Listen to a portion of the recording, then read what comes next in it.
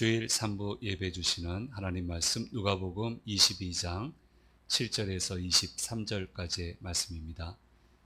화면에 비춰지는 이 계시의 말씀을 한 목소리로 읽을 때 살아계신 하나님의 음성을 듣는 시간이 되시기 바랍니다. 6월절 양을 잡을 무교절 날이 이른지라 예수께서 베드로와 요한을 보내시며 이르시되 가서 우리를 위하여 6월절을 준비하여 우리로 먹게 하라. 여짜오되 어디서 준비하기를 원하시나이까? 이르시되 보라, 너희가 성내로 들어가면 물 한 동이를 가지고 가는 사람을 만나리니 그가 들어가는 집으로 따라 들어가서 그 집 주인에게 이르되 선생님이 내게 하는 말씀이 내가 내 제자들과 함께 유월절을 먹을 객실이 어디 있느냐 하시더라 하라. 그리하면 그가 자리를 마련한 큰 다락방을 보이리니 거기서 준비하라 하시니 그들이 나가 그 하신 말씀대로 만나 유월절을 준비하니라. 때가 이름에 예수께서 사도들과 함께 앉으사 이르시되 내가 고난을 받기 전에 너희와 함께 이 유월절 먹기를 원하였노라. 내가 너희에게 이르노니 이 유월절이 하나님의 나라에서 이루기까지 다시 먹지 아니하리라 하시고 이에 잔을 받으사 감사기도 하시고 이르시되 이것을 갖다가 너희끼리 나누라. 내가 너희에게 이르노니 내가 이제부터 하나님의 나라가 임할 때까지 포도나무에서 난 것을 다시 마시지 아니하리라 하시고 또 떡을 가져 감사기도 하시고 떼어 그들에게 주시며 이르시되 이것은 너희를 위하여 주는 내 몸이라. 너희가 이를 행하여 나를 기념하라 하시고 저녁 먹은 후에 잔도 그와 같이 하여 이르시되 이 잔은 내 피로 세우는 새 언약이니 곧 너희를 위하여 붓는 것이라. 그러나 보라, 나를 파는 자의 손이 나와 함께 상 위에 있도다.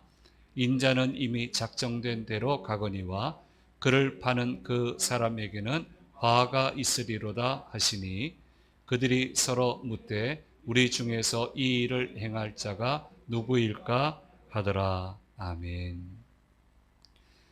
오늘 3부 예배 현장에 오신 우리 성도님들, 또 유튜브 영상으로 예배 참여하시는 모든 분들에게 주님 주시는 은혜가 함께 하시기를 간절히 소망합니다. 일본에서 베스트셀러 작가이시고 굉장히 유명하신 분 중에 우에노 지즈코라고 하는 분이 있습니다. 그래서 이분이 쓴 책이 집에서 혼자 죽기를 권하다라는 책이에요. 이게 쓸쓸한 고독서가 아니고요. 그런 책인데요. 올해 6월에 번역되어 출판되었는데 이 책의 부제는 건강하게 살다가 가장 편안하게 죽는 법, 이제 웰다잉을 얘기를 하거든요. 이제 거기에 관한 건데 일본이 우리보다 앞서 있어요. 그래서 이 책도 제가 접하고 다른 두 책도 지금 읽으려고 대기를 지금 하고 있습니다. 사회가 그 저출산 고령화 우리 많이 들었죠. 그러면은 그 다음에는 초고령 사회로 간다고 합니다. 이미 우리나라는 초고령 사회로 진입을 했죠. 그럼 초고령 사회 다음에는 어떤 사회가 오느냐를 우리가 언론에서도 얘기 안 했는데 그 다음에 오는 사회는 다사 사회, 많이 죽는 사회가 이제 오게 된다는 것입니다. 젊은 분들은 상대적으로 자기가 죽을 거라고 생각을 잘 안 합니다. 그래서 준비 안 되는 죽음이 많고요.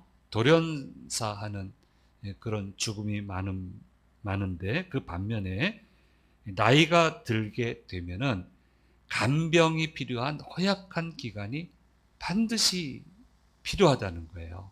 그래서 이 초고령 사회에서는 죽음이 갑작스럽게 찾아오지 않는다는 거예요. 대략 알고 있다는 거예요. 그래서 자신이 죽을 시점을 가늠하기 때문에 초고령 사회의 죽음은 느리다, 속도가 느리다, 그렇게 정의를 하고 있고요. 충분히 예상할 수 있는 죽음이다라는 그런 설명을 하고 있습니다. 그래서 예상을 충분히 하기 때문에 작별 인사하고 감사의 말은 평소에 미리 하고, 그러니까 이분이 얘기하는 게 그거예요. 친척이 왜 와야 되냐, 내가 죽는데. 응? 뻔히 잘 살 때도 1년에 한 번 볼까 말까, 몇 년에 한 번 볼까 말까 하는데 내가 죽는데 왜 그 먼 데서 다 와가지고 내 주위에 이렇게 둘러쓰냐, 불편하게. 싫다는 거예요. 그런 거 싫다는 거예요. 그러니까 그저 예측이 되니까 어느 정도 되면, 그러니까 그냥 고맙다고, 그동안 고마웠다고 이렇게 작별 인사하고 감사의 말을 전하고, 이렇게 하고 여러 가지 안전 장치를 잘 준비를 해 놓으면 소위 우리가 두려워하는 게 고독사잖아요. 그러니까 고독사에 빠지지 않게 된다는 거예요. 특별히 교회 나오시는 분들은 그럴 일이 없죠. 늘 보니까, 늘 관심 있게 보니까 고독사 당할 일이 없거든요. 그러니까 충분히 예상이 되는 속도가 느린 죽음이기 때문에 그런 거 걱정하지 말고, 이 두려움에서 벗어나서 행복하게 자기가 사는 집에서, 자택에서 그렇게 죽음을 맞이하는 게 좋다. 그래서 이 우에노 지스코라고 하는 분이 재택사라고 하는 거, 우리나라 들어본 것 같아요. 재택사라고 하는 신조어를 자기가 이제 만들어냈는데 이것을 사용한다고 그래요. 그래서 일본 사회가 어떻게 이렇게 되는가 봤더니 이제 전 세계 추세가 재택사예요. 어디 시설 가서 가기는 싫은 거예요. 그러니까 자기 있는 집에서 갈 수 있는데, 그렇게 되기 위해서는 몇 가지 장치가 필요하더라고요. 일본은 장치가 돼 있고요. 거기에 따른 보험 상품도 나와 있고요. 보험 가입하면 그게 또 되더라고요. 근데 우리나라는 그 단계까지는 아직 안 온 것 같아요. 체제가 안 된 것 같아요. 어쨌든 이렇게 하는 게 좋다라고 하는 책을 보면서 이게 이 부분도 좀 우리가 배울 필요가 있겠다. 특별히 교회도 이걸 좀 알 필요가 있겠다 생각을 하고 있습니다. 예수님은 자신의 십자가 죽음을 이미 알고 계셨습니다. 그리고 십자가에서 돌아가실 시점도 분명히 알고 계셨습니다. 그런 면에서, 이런 의미에서 예수님에게도 죽음은 서서히 찾아온 것, 준비할 충분한 시간이 있는 것, 그렇게 이해를 할 수 있습니다. 그리고 오늘 22장 이 시점이 되면은 시간이 얼마 안 남았다, 이제 하루 이틀이다 라고 하는 것을 분명히 알고 계셨기 때문에 아주 침착하게 마지막으로 행해야 하는 일들을 하시고 계시는 것을 우리 누가복음 22장에서는 우리에게 보여주시고 있습니다. 이제 끔찍한 배신을 당할 거 알고 계셨고요. 거친 죽임을 당할 거라는 것도 알고 계셨어요. 뭐 예수님이니까 그럴 수 있지 않겠냐. 근데 겟세마네에서 고민하면서 기도하는 모습 보면은 고민하시잖아요. 그러니까 끔찍한 죽음, 어떤 간악한 일들이 일어나는가를 알고 계시거든요. 그러니까 보통 사람 같으면 그걸 알고 있으면은 고민하느라고, 놀라느라고, 허둥대고 세월을 허비하게 되는데, 예수님은 침착하게 모든 해야만 하는 일들을 잘 정리를 해서 훌륭하게 처리해 내고 계시는 모습을 오늘 말씀에서 보여주시고 있습니다.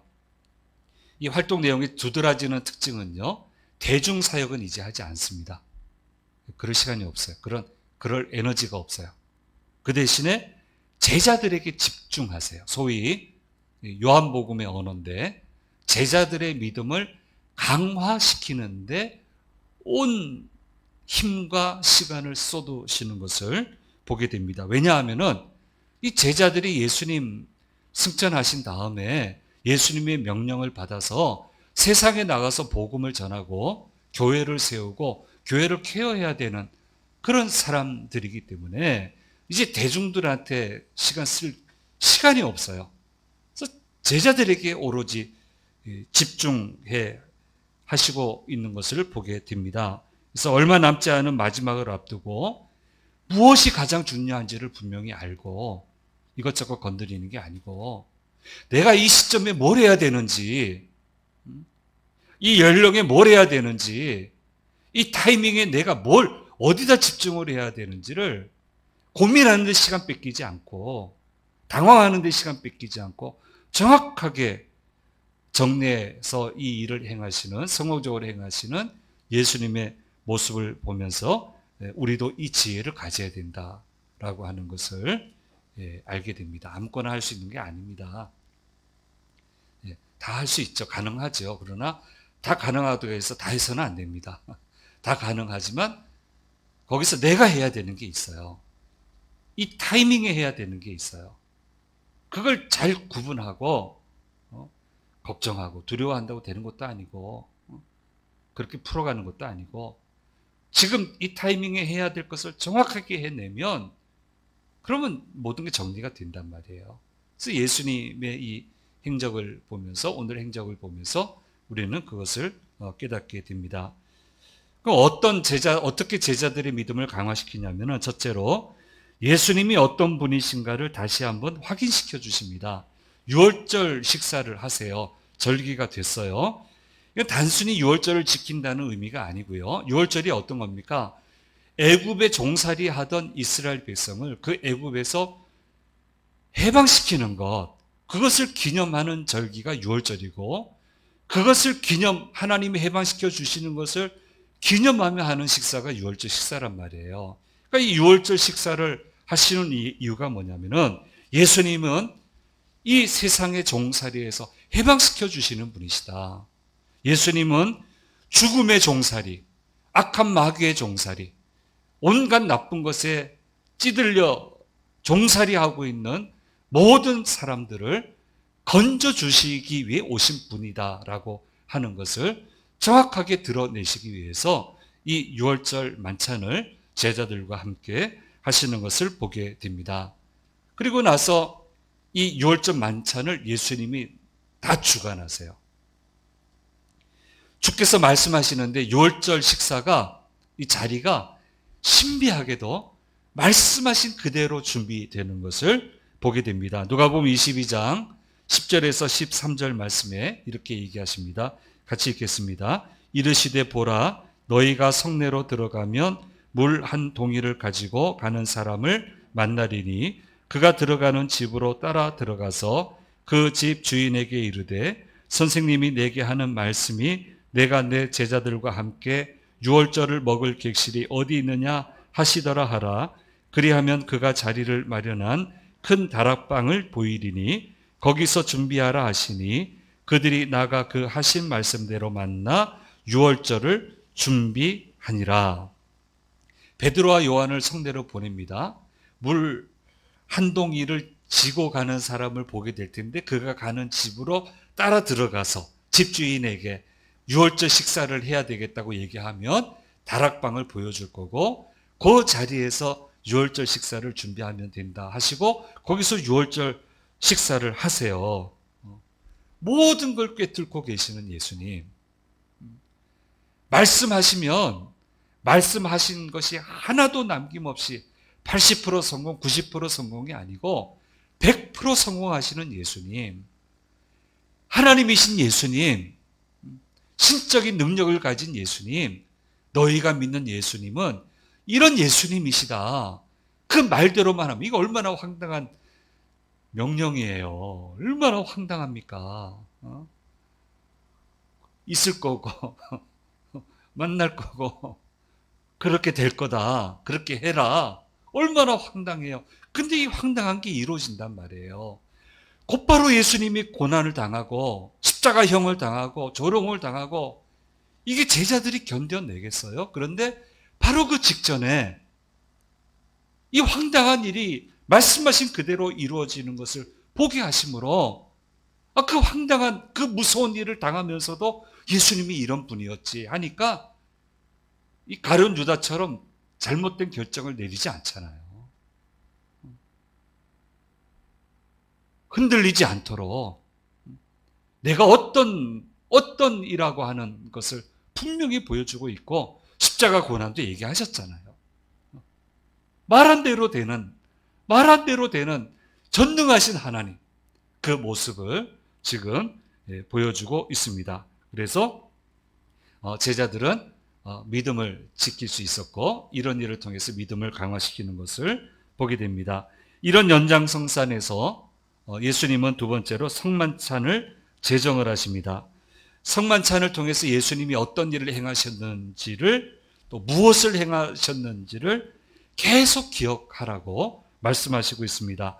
떡을 떼시면서 너희를 위하여 찢긴 내 몸을 기억하고, 잔을 나누면서 예수님이 우리를 건지시기 위해 흘리신 그 보혈의 피를 기억하게 하시는 거예요. 그래서 이 모든 것이 우리를 구원하기 위함이었다라고 하는 것, 모든 것에서 구원하기 위함이었다라고 하는 것을 늘 되새기며 살게끔 하기 위해서 성만찬을 제정을 하시고 성만찬을 행하시는 것을 보게 됩니다.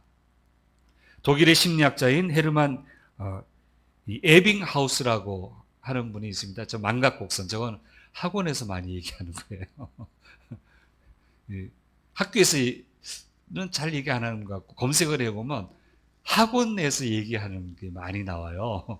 그래서 배운 지 10분만 지나면 잊어버리기 시작한다고, 망각곡선. 그래서 뭐 퍼센테이지가 있습니다. 좀 그림 놔둬보세요. 10분이 지나면 잊어버리기 시작하고요. 20분이 지나면 58%만 기억하고요. 1시간이면 44%를 기억하고요. 하루가 지나면 33%. 제가 검색해 보니까 하루만 지나면 70% 잊어버립니다. 그래서 복습해야 됩니다. 뭐 아무 학원 뭐 이렇게 딱 돼 있더라고요. 네. 그리고 한 달이 지나면 21%만 기억하게 된다는 거예요. 그래서 하루하고 한 달 사이가 한 70에서 80%를 망각한다는 거예요. 그래서 주일마다 예배 드리는 거예요. 수요일 와서 예배 드리고 금요일 와서 예배 드리고 아침 기도회 드리고, 그래서 그러는 거예요.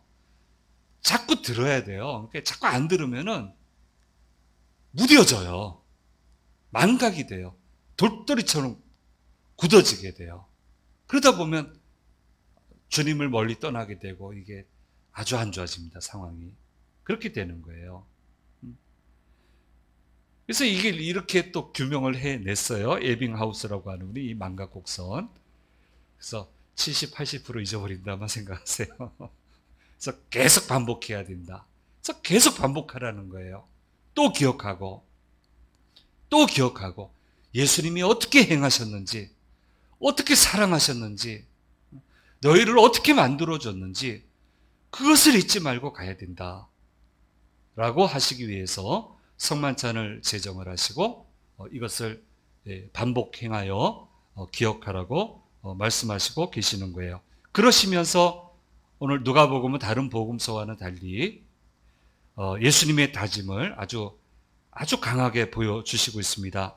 주님은 항상 함께 하실 것이고 항상 지켜보고 계실 것이다. 그런데 이 말씀에서는 심판의 눈으로 보시는 게 아니고 구원하시는 눈으로, 따뜻한 사랑의 눈으로 늘 지켜보시고 도우시고 책임지시겠다. 책임질 거다. 그래서 누가복음 22장 16절 말씀에 말씀하고 있습니다. 읽겠습니다. 내가 너희에게 이르노니 이 유월절이 하나님의 나라에서 이루기까지 다시 먹지 아니하리라 하시고, 또 18절 말씀, 내가 너희에게 이르노니 내가 이제부터 하나님의 나라가 임할 때까지 포도나무에서 난 것을 다시 마시지 아니하리라 하시고, 너희를 만날 때까지 절대 이 잔치 안 한다. 기쁨으로 만나 이 잔치를 하겠다. 늘 지켜보고 도와주고 책임지고 이 잔치에 들어오게끔 해주겠다. 라고 이 성만찬을 제정하시면서 이 마지막 이 타임, 이 중요한 타이밍에 이 일을 행하고 계십니다. 그러니까 막 쓰면 안 돼요. 힘을, 에너지를. 다 할 수 있어요. 근데 다 하면 안 돼요. 해야 되는 걸 해야 되는 거예요. 그걸 얘기하시는 거거든요. 그걸 놓치면 안 된단 말이에요. 그러면서 얘기하십니다. 세 번째로, 이 모든 일들은 모든 사람에게 열려져 있지만 결국 충성되고 순종하는 사람들에게 주어지게 될 것이다 라는 것을 역설적으로 말씀하고 있습니다. 충성하지 않고 순종하지 않는 사람, 주님을 팔자의 인생에 대해서 명확하게 21절, 22절 말씀에서 말씀해 주시고 있습니다. 읽겠습니다. 그러나 보라, 나를 파는 자의 손이 나와 함께 상 위에 있도다. 인자는 이미 작정된 대로 가거니와 그를 파는 그 사람에게는 화가 있으리로다 하시니 말씀하고 있습니다. 반드시 화가 있다, 이 사람에게는. 순종하지 않고 사랑하지 않고 따라오지 않는 사람, 그 사람에게는 이 문이 닫힌다라고 하는 것을 말씀해 주고 있습니다. 오늘 본문을 통해서 보면 어떤 사람이 순종하는 사람이고 어떤 사람이 충성스러운 사람입니까? 하라는 대로 하는 사람. 이해가 안 되고 이치에 안 맞아도 하라는 대로 하는 사람. 그게 베드로와 요한이에요. 그렇게 이루어지잖아요. 아니, 주님, 더 나은 방법이 있습니다. 그러면 주님이 모자라신 거잖아요. 완전하신 하나님이 아니잖아요. 이거 좀 더 해야 되겠습니다. 여기서는 이걸 좀 더 해야 됩니다. 그러면 주님이 완전하신 게 아니에요. 주님을 드러내는 게 아니에요. 완전함을 드러내지 않아요. 그거는 순종하는 사람이 아니에요. 그래서 이 극적인 사건을 통해서 6월절을 만찬을 하시면서 이 사람과 나는 6월절 잔치를 할 거다, 천국에서. 이런 사람과 함께 다시 포도주를 마시며 즐거워할 거다. 이런 사람과 같이 갈 거다. 그렇게 분명하게 우리에게 말씀해 주고 있습니다. 그러면 어떻게 됩니까? 주님을 드러내는 사람이 되잖아요. 어떤 분인지를 드러내는 사람이 되고 주님을 그대로 전하는 사람. 그래서 나중에 제자들의 행적을 보세요. 덧붙이는 게 없어요. 주님은 이렇게 하셨다. 내게 이렇게 말씀하셨다. 나는 이렇게 믿노라. 그 외에 아무 말도 안 해요. 근데 다 드러나잖아요. 얼마나 기뻐하세요. 주님의 완전함을 드러내 주니까. 이런 사람과 같이 갈 거다. 그런 사람은 나와 함께 할 거고, 여기에서 벗어나는 사람은 날 가지고 마음대로 할 수 있다고 생각하고 그렇게 했다고 생각하겠지만 그 사람에게는 화가 있게 될 것이라고 말씀하고 계시면서 나를 이제 앞으로 만나게 될 텐데, 그건 예견된 거예요. 100%입니다. 100%예요. 안 죽는 사람 아무도 없습니다. 다 죽습니다. 아무리 애를 써도 안 됩니다. 근데 딱 이게 죽었는데 주님을 만나야지, 일단. 주님을 만났는데 부끄러워가지고 도망가 숨으면 안 되고, 주님, 사랑하는 주님 왔습니다 하고 같이 잔치하는 그 사람이 돼야 된다. 그런 사람이 돼야 된다. 라고 하는 것을 오늘 6월절 만찬과 이 일들을 하시면서 저와 여러분에게 말씀해 주시고 있습니다. 겟세마네 동산을 보면 우리 묵상하게 되겠습니다만은 참 당황하시고 고민하시는데, 그래도 흐트러뜨리지 않으시고요. 침착하게. 주님 어떻게 이토록 침착하실까?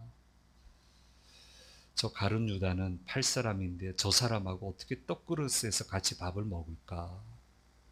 저걸 어떻게 소화를 해내실까? 저걸 어떻게 소화를 해낼까? 나 별로 안 좋아하는데 밥 주는 경우 있죠. 그 의무적으로 먹어야 될 때가 있죠. 무진장 힘든데 요거 생각하면 쉬워요. 이거 생각하면 쉬워요. 주님도 이거 나하고는 비교가 안 되겠다. 야, 어떻게 같은 상에서 얼굴 보고 계셨을까? 어떻게 떡그릇에 손을 같이 넣으셨을까? 참 침착하세요. 이토록 침착하세요. 제가 이 말씀 묵상하면서 너무너무 감탄되는 거예요. 어떻게 이렇게 침착하실까? 어떻게 이렇게 흔들리지 않으실까? 어떻게 상황 판단을 이렇게, 물론 예수님이시지만 어떻게 이렇게 상황 판단을 잘 하시고 뭘 해야 되는지를 정확히 아시고 어떻게 이렇게 에너지를 잘 쏟아 부으실 수 있을까? 주님, 저도 이렇게 되면 좋겠습니다. 이런 지혜로운 믿음이 되면 좋겠습니다. 라는 기도를 드리면서 제목을 선정을 하고 오늘 이렇게 말씀을 드립니다. 예, 다 예측이 되는 거예요. 두려워할 거 없습니다. 예측이 다 되잖아요. 다 되는데 침착하게 해야 될 일을 잘 빼내고 거기 집중하면 됩니다. 그러면 됩니다. 그러면 주님 늘 지켜보고 계시니까, 우리를 도와주고 계시니까, 책임지시니까 반드시 모든 길을 인도해 주시고 열어주실 것입니다. 그래서 주님 믿는 믿음으로 우리도 이토록 침착하게 해야 될 일을 정확하게 하면서 매듭을 늘 풀어가는 저와 여러분의 믿음이 되었으면 좋겠습니다. 기도하겠습니다. 귀하신 주님 감사합니다. 오늘 말씀을 통하여 주시는 주님의 음성을 들었습니다.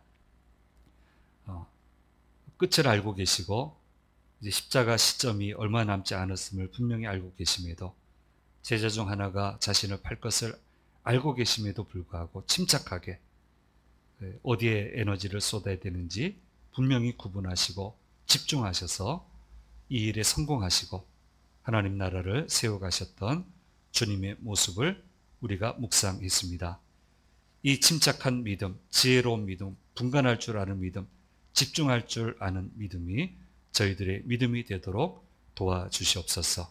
아버지 하나님, 그래서 주님 나와 함께 잔치하자 하셨는데 주님과 함께 부끄럽지 않게 잔치할 수 있는 그런 믿음의 사람이 되게 해주시고 그런 믿음의 여정이 될 수 있도록 인도해 주시옵소서.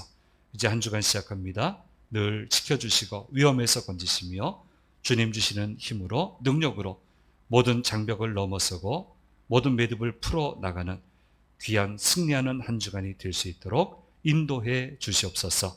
감사드리고 우리 주 예수 그리스도의 이름으로 기도드립니다. 아멘. 지금은 우리 주 예수 그리스도의 은혜와 아버지 하나님의 놀라우신 사랑하심과 성령님의 함께하심이 머리 숙인 자녀들과 자녀들의 한 주간의 삶 가운데 주심 재단과 대한민국 위에 언제나 함께하시기를 간절히 축원하옵나이다. 아멘.